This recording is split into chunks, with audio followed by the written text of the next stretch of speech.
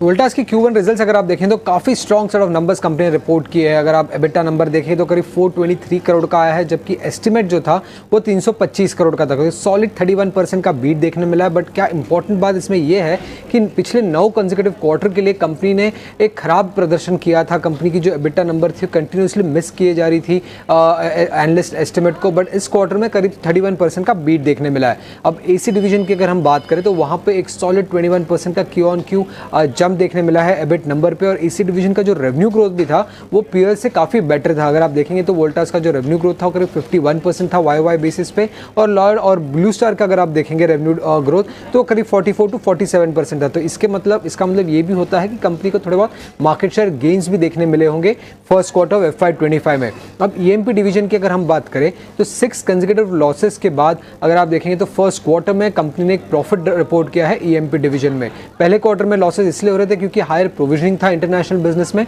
और इस क्वार्टर में प्रोविजनिंग ना होने के कारण कंपनी प्रॉफिटेबिलिटी में वापस आ चुकी है।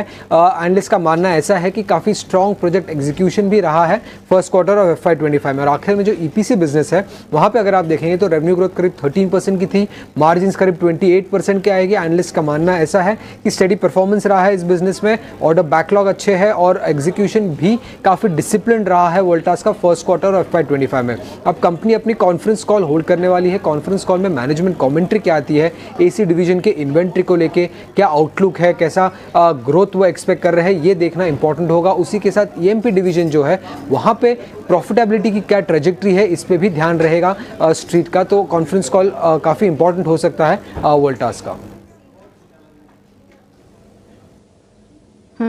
ठीक है, तो कॉन्फ्रेंस कॉल भी होगी, उस पर भी नजर बनी हुई है। लेकिन दमदार नतीजे आए हैं Q1 के, और रिकॉर्ड बिक्री देखने को मिली है इस बार वोल्टास के केस में। Q1 में मुनाफा 160% बढ़ा, आय में 47% की ग्रोथ दर्ज हुई, और सबसे अच्छा प्रदर्शन किया है कंपनी के AC सेगमेंट में, एयर कंडीशनर सेगमेंट में।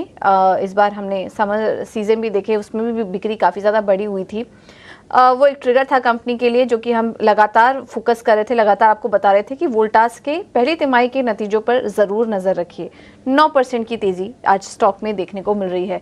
नीरव जी, क्या व्यू बन रहा है आपका वोल्टास पर? मुझे ध्यान है कि काफ़ी समय से एक्सपर्ट इसको रिकमेंड कर रहे थे शॉर्ट टर्म के लिए भी और नतीजों तक के भी लिए।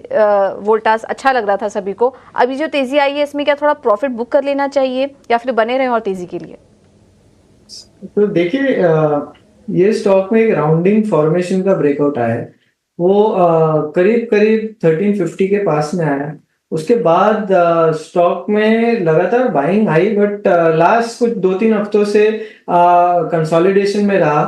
अब जाके वापस ब्रेकआउट आया है आज। तो ये जो कंटिन्यूएशन ट्रेंड है ऑफ द बिगर ब्रेकआउट वो जारी रहना चाहिए। और यहाँ से जो बिगर ब्रेकआउट का टारगेट है वो करीब करीब 1750 से 1800 का है। तो वहां तक तो जरूर आना चाहिए। तो करंट लेवल से भी बाइंग बना सकते हैं।